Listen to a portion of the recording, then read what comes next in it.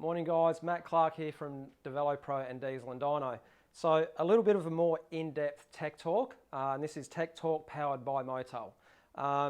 So more in-depth on Todd's Zephyr engine. When we start this project, these days we start the project with the end in mind. So things with machining the engine, we really need to know some specifics about the oil that we're going to use.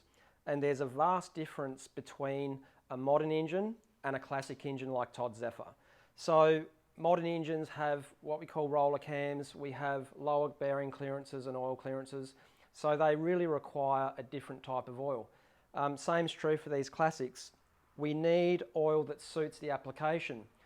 These older engines, the crankshafts are far less rigid than the newer type crankshafts. So we have to have larger bearing clearances, and for those larger bearing clearances we're using the 1550 Motel oil, which we do in all of our classic engines. I guess to explain the clearance on the crankshaft that I've mentioned a little bit more clearly, we've got another straight 6 here that's a little bit further into the build process. So what we've done with Todd Zephyr is the same we've done with this one here. We fit all the new crankshaft bearings into the cylinder block. We tension down what we call the main caps, and our crankshaft rotates within this assembly. And it runs very little clearance in this assembly. Now, with a new engine, we might run 1.5 to 2 thou clearance. In the Zephyr, we're probably up around 3 thou. It allows the crankshaft to move around a little bit.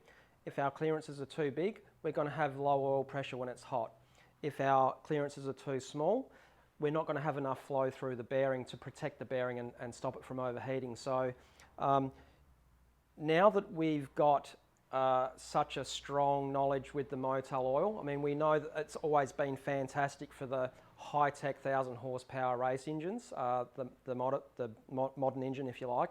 But what we found with the Motel Classic range is we found a really stable oil under all conditions for the older engines.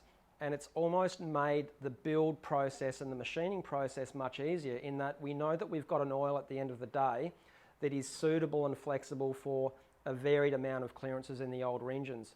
Obviously, the other thing that we consider in that is oil control with the cylinder walls, piston rings.